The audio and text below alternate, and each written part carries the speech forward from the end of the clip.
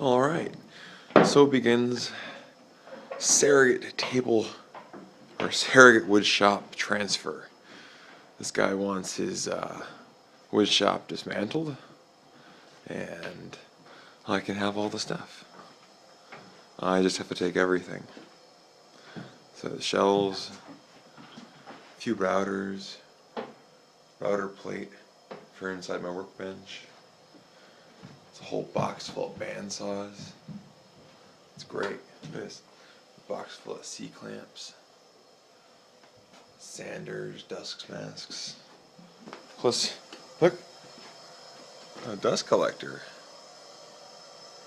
And wood finishes. So, I'll take some more videos of in progress. But, this is awesome.